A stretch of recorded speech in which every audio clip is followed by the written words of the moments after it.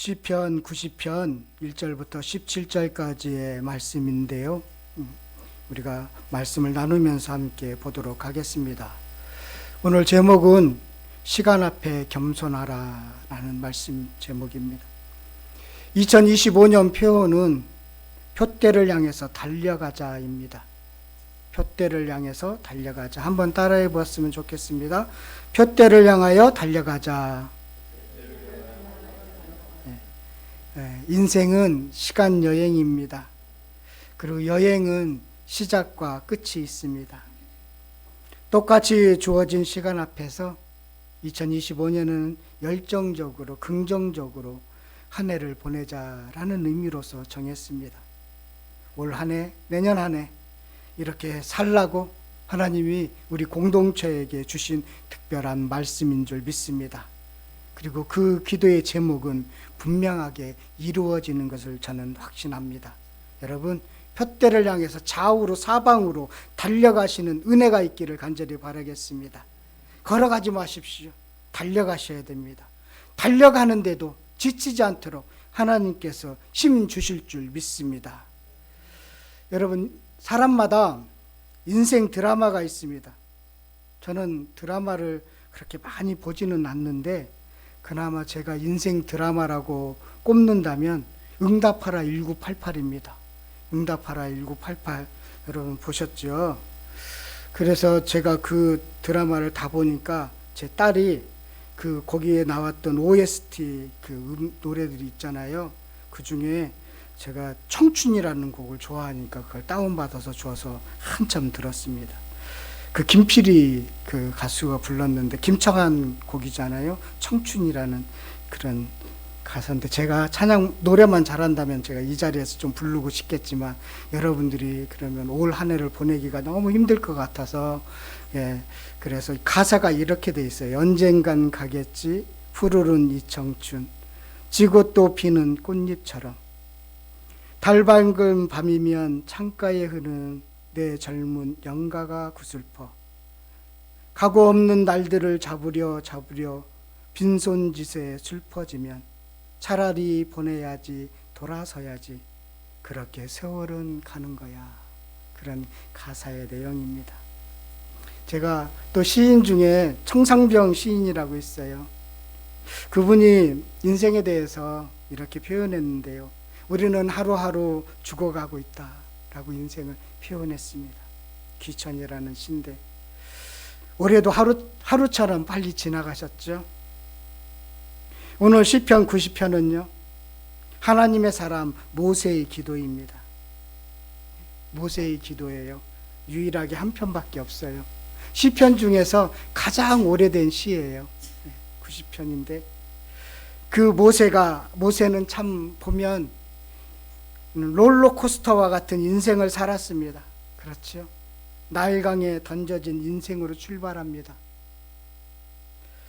바로의 공주에 의해서 건져진 인생으로 또 다시 바뀌는 것이 되죠. 그래서 왕궁 생활도 합니다. 편안했겠지요. 그런데 살인자가 되었습니다.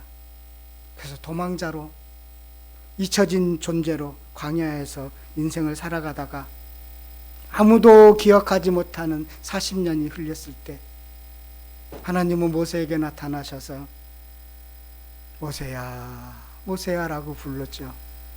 그리고 모세는 80이 다 되어서 하나님을 진정으로 만나는 경험을 하게 됩니다. 그러고 나서 히브리 민족을 건져내는 사명을 감당하게 되죠. 그 이후의 삶도 녹록하지 않았습니다. 그가 인생에 대해서도 깨달았고 하늘에 대해서도 깨달았고 하나님에 대해서도 알게 되었습니다. 그래서 걸작을 남겼죠. 모세오경이라는 걸작을 남겼습니다. 이 땅의 뿌리부터 그렇게 그는 깊은 깨달음이 있었습니다. 그 사람의 인생이 무엇이고 그리고 어떤 인생을 살아야 되는지 그 깨달음에 대해서 쓴 시가 시편 90편입니다.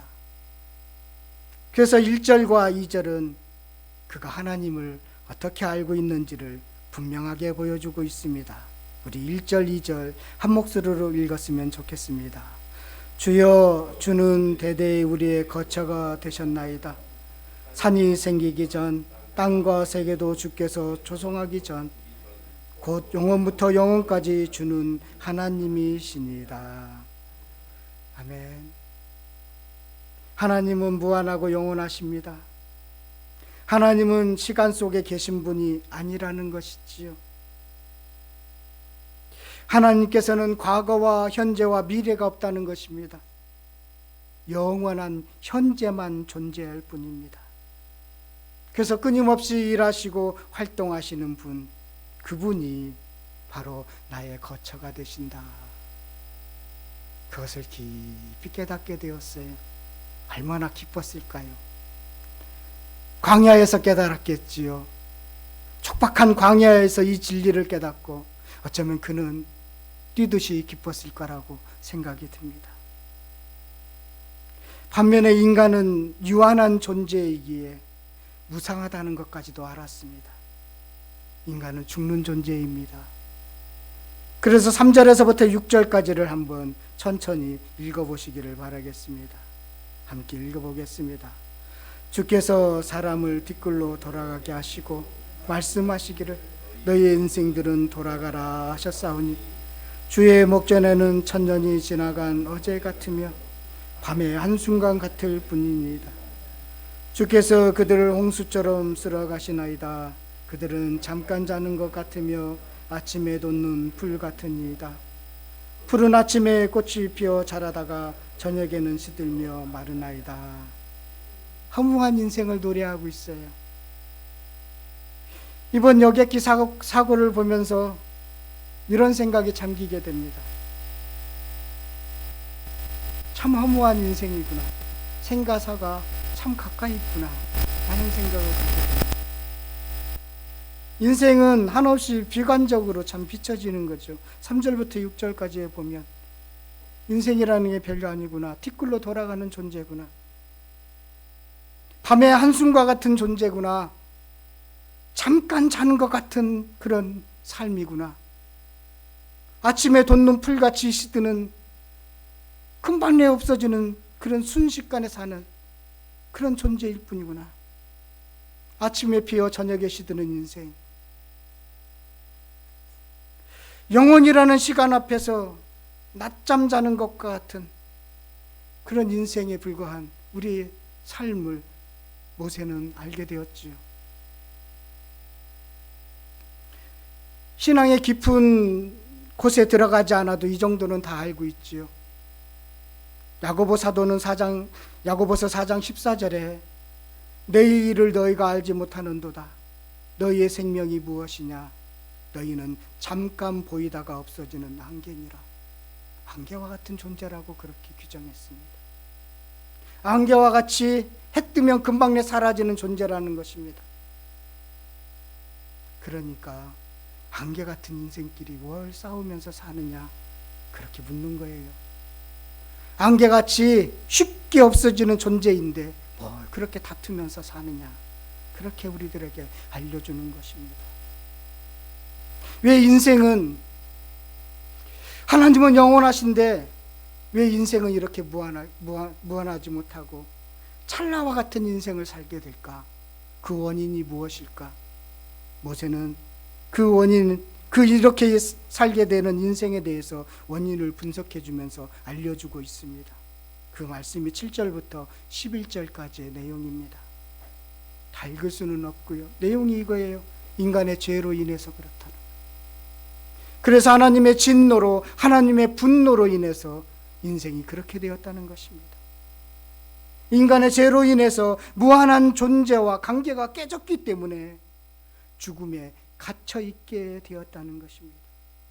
그 결과로 우리 10절의 말씀을 한번 더 보도록 하겠습니다. 10절 말씀입니다. 함께 보도록 하겠습니다.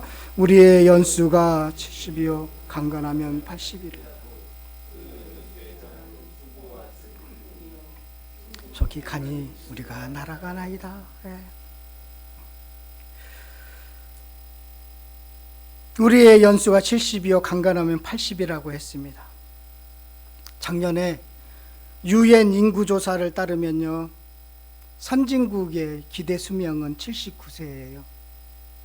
우리나라의 기대 수명 84세이고요. 84.1. 일본은 우리보다 조금 더 높습니다. 84.9. 그것이 기대 수명입니다. 평균적으로 그렇게 산다는 거예요. 그런데 다 이렇게 오래 사는 줄 아세요? 아프가니스탄은 43.8입니다. 43세 평균 수명이에요. 그리고 대부분 아프리카는 40대 중반입니다. 짧게 살죠. 그런데 70이 산다 해도 그 연수가 무엇뿐이라고요? 수고와 슬픔뿐이라고 합니다. 그런데 10절의 끝부분에 보니까 시간이 날아가는 것이 아니라 우리가 날아간다라고 표현하고 있습니다. 우리가 날아가는 거래요. 인생은 휴일을 떠난 화살 같다고 비유하잖아요. 천년이 하루 순간과 같다는 것입니다. 그런데 모세는 하나님을 만나고 하나님의 시간과 인간의 시간을 자각하게 되었습니다. 우리의 죄로 인해서 진노를 일으켰고 인생은 소멸되는 존재가 된 것입니다. 원인을 알게 되었습니다. 원인을 알게 되었다고 여기서 끝나면 안 되는 것이지요. 원래 우리는 허무와 진노로 없어질 존재가 아니었어요. 소멸이라는 것은 하나님의 처음 의도한 것이 아니었어요. 그런데 죄로 인해서 소멸되는 존재가 되었다는 것입니다. 그렇다면 죄가 해결되고 하나님의 관계가 회복되면 영혼과 연결되는 거예요. 죽음에서 벗어나는 방법은 여러분 스스로에 있지 않고 영혼과 연결할 때 내가 영원한 존재가 되는 것입니다. 이 성령께서 깨닫게 해주셔야만이 아는 진리예요. 머리로 생각해서는 도저히 안 되는 진리란 말이지요. 영원한 하나님과 이 찰나와 같은 티끌과 같은 존재가 영원에 접붙여질 때 비로소 우리가 영원 안에서 살 수가 있다라는 거예요. 유한한 인생이 무한과 손잡고 영원한 세계로 들어갈 수 있다는 것을 모세는 알게 되었습니다. 그래서 새 생명을 덧입게 된 것이죠. 하나님의 인생을 살게 된 것이죠. 하나님의 라이프가 자신의 라이프가 된 것이지요. 그래서 살리는 사람이 된 것입니다. 그래서 구원자가 된 것입니다. 그래서 백성들을 품을 수 있게 되었던 것입니다. 그렇다면 모세는 이렇게 조언을 합니다. 믿음의 사람들은 어떻게 살 것인가? 세 가지를 조언하고 있어요. 첫 번째는 12절입니다. 우리 12절 말씀 한 목소리로 읽었으면 좋겠습니다. 12절입니다. 우리에게 우리 날 계수함을 가르치사 지혜로운 마음을 얻게 하소서. 남은 날을 계수하는 것이 지혜로운 마음을 가진 사람입니다. 인기나 권력이나 돈 앞에 서면 자신이 누구인지 모릅니다. 자신이 괜찮은 사람이라고 착각하게 되어 있습니다. 그런데 시간 앞에 설 때 인간은 내가 누구인지 자각하게 됩니다. 인간의 삶이 유한하며 덧없이 빠르게 지나간다는 것을 제대로 인지하게 됩니다. 그것을 인지한 사람은 하나님을 찾고 하나님을 기억하게 되어 있습니다. 그래서 겸손이라는 건 뭔지 아세요? 주제 파악입니다. 내가 누구인지를 아는 것이 겸손이에요. 자기가 누구인지 모르니까 교만한 것입니다. 자신이 티끌이라는 것, 자신이 흙이라는 것, 자신이 안개라는 것, 그것을 알 때 겸손을 배울 수가 있는 것입니다. 그것이 날수를 계산하는 지혜입니다. 날수를 계산하는 지혜를 가진 사람은 후회 없이 일하고 얻을 것에 만족하고 감사하며 오늘 하루를 마지막 날처럼 사는 것입니다.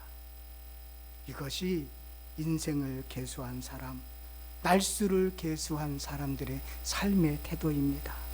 여러분, 우리도 그렇게 내 남은 날 오늘 하루 그것만 계산하면서 내년에는 살아가시를 바라겠습니다. 그 점들이 쭉 연결돼서 매일매일이 연결돼서 선이 되는 은혜가 있기를 간절히 바라겠습니다.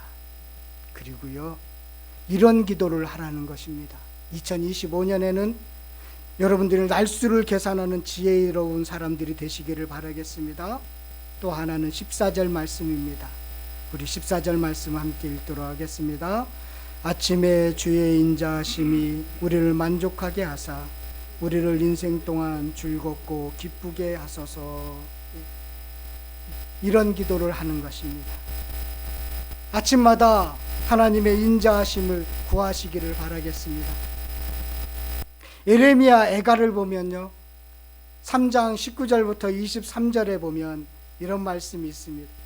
내 고초와 재난 곧 쑥과 담즙을 기억하소서.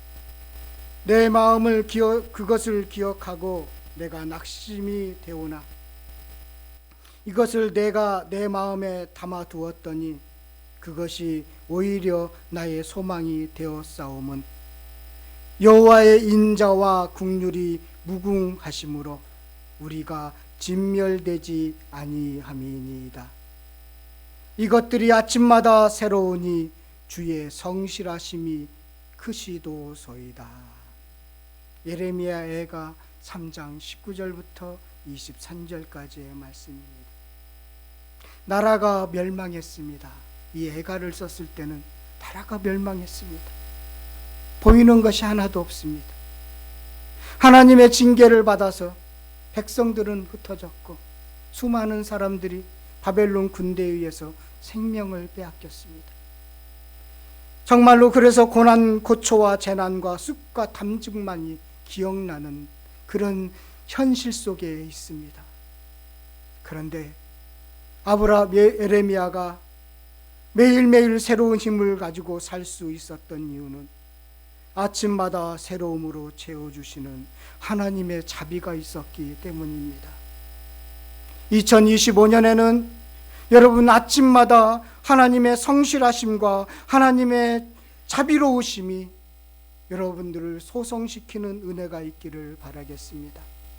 오늘 14절의 말씀처럼 아침에 주의 인자하심이 우리를 만족하게 하사, 하나님의 인자하심이 우리 안에 충만하다는 거예요. 그래서 우리를 일생 동안 즐겁고 기쁘게 하소서. 현실이 아니라 하나님 때문에 즐겁고 기쁜 2025년 되시기를 바라겠습니다. 또 하나 17절의 말씀입니다. 우리 17절 함께 읽도록 하겠습니다. 주 하나님의 은총을 우리에게 내리게 하사 우리의 손이 행하신 일을 우리에게 견고하게 하소서. 우리의 손이 행한 일을 견고하게 하소서. 여러분들의 손에 하는 일이 견고해지기를 바라겠습니다. 다른 데 새는 일이 없기를 바라겠습니다. 죽음으로 끝나지 않고 영원에 속한 일이 되기를 바라겠습니다.